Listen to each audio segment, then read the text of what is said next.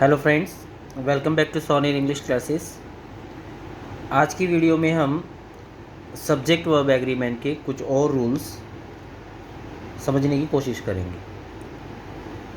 Rule number 11। इससे पहले मैं 10 रूल्स आपको अपनी वीडियोस में करा चुका हूँ। अब रूल नंबर 11 में क्या है, चलिए इसको थोड़ा समझने की कोशिश करते हैं। यदि दो एडजेक्टिव एंड से जुड़कर किसी सिंगुलर कॉमन नाउन से पहले आए और पहले एडजेक्टिव से पहले एक इनडेफिनिट आर्टिकल यानी ए या एन आए, तो ये पूरा का पूरा जो फ्रेज़ है वो सिंगुलर माना जाता है। अब ये जो बात यहाँ पे लिखी हुई है, जो मैंने अभी आपको बताई है, इसको और बेटर से इस एग्जाम्पल से समझेंगे ना, तो आपको बिल्कुल क्लियर होगा कि यहाँ पे कहा क्या जा रहा है। देखिए, वो ये कह रहे हैं कि अगर दो एडजेक्टिव, जैसे यहाँ पे देखिए दो एडजेक्टिव मिल रहे हैं, ब्लैक और एक ये वाइट।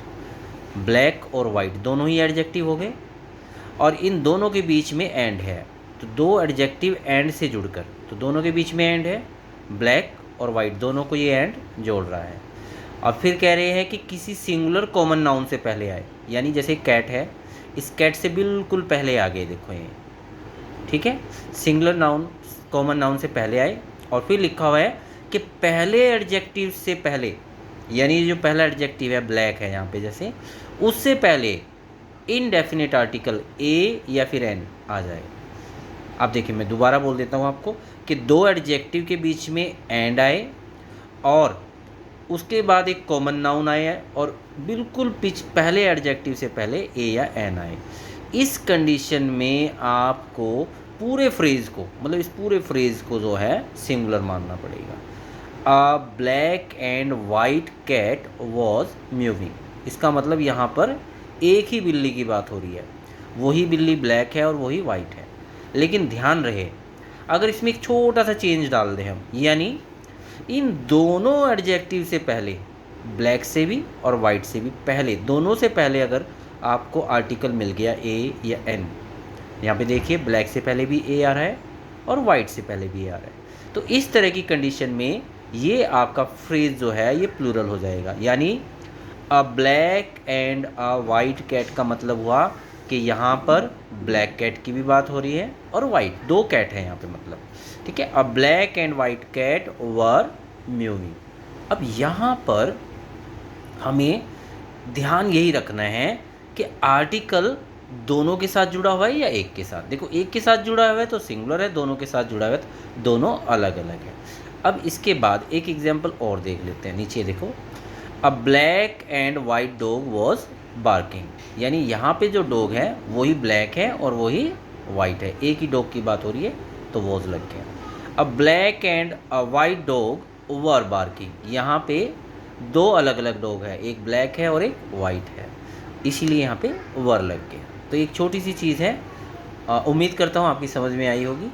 इसके बाद एक जो नेक्स्ट रूल है हमारा, रूल नंबर 12, उसके बारे में समझते। देखिए, रूल नंबर 12 में मैंने लिखा है ऑल का प्रयोग। देखिए, ऑल को लेकर बहुत बच्चों को कन्फ्यूज़न रहता है कि ऑल सिंगुलर के लिए यूज़ हो रहा है या प्लूरल के लिए यूज़ हो रहा है। तो ये एक्चुअली दोनों के लिए यूज़ हो जाता है, बस आपने थोड़ा सा ध्यान देना है। देखिए, ऑल का प्रयोग सब कुछ के अर्थ में हो, यानी जहाँ आपको इसकी सेंस सब कुछ की सेंस लगे, उस टाइम पे सिंगुलर माना जाता है। ये देखिए, all is ready, all is well, all is good. यहाँ पर ये तीनों जो हमारे छोटे छोटे ये जो सेंटेंस हैं, इनमें तीनों में ऑल का मतलब सब कुछ है। ऑल इज़ रेडी का मतलब हो गया, मतलब सारा इंतजाम हो चुका है, सब कुछ तैयारी है, बहुत बढ़िया। अच्छा, यहाँ पे ऑल इज़ वेल मतलब सब कुछ बहुत अच्छा है। ऑल इज़ गुड का मतलब भी कुछ हद तक यही हो गया। तो यानी ऑल का मतलब यहाँ पे सब कुछ है। तो जब भी ऑल का मतलब सब कुछ की सेंस में जाएगा तो आपने उसे सिंगुलर लेना है। लेकिन अगर ऑल का प्रयोग व्यक्तियों के लिए या वस्तु की संख्या का बोध कराने के लिए होता है तो वो प्लूरल माना जाता है। जैसे ऑल आर वेल, अब यहाँ ऑल आर वेल का मतलब है कि सब लोग अच्छे हैं। जैसे आपने, अब आप सोच रहे होंगे कि ऑल आर वेल तो यहाँ भी लिखा हुआ है और एक ऊपर भी लिखा हुआ है, तो इसमें फ़र्क ही यही है।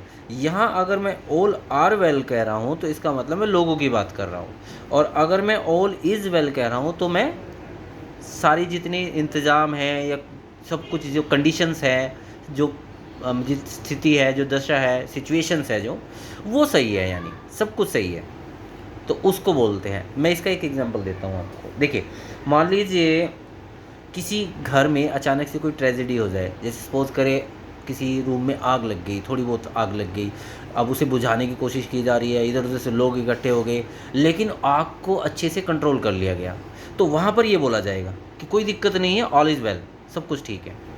ठीक है।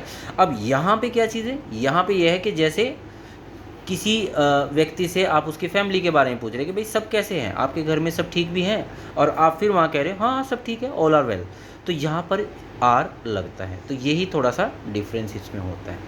ठीक है, तो ये एक छोटी सी चीज़ मैंने आपको समझाने की कोशिश की। उम्मीद है कि ये भी आपकी समझ में आई होगी, और इस तरह से मैं अपनी तरफ से आपको सब्जेक्ट वर्ब एग्रीमेंट अच्छे से करा चुका हूँ। और अगर वीडियो आपको अच्छी लगी है तो प्लीज़ इसे लाइक करें, शेयर करें, चैनल को सब्सक्राइब करें। Thank you very much, have a nice day, good bye.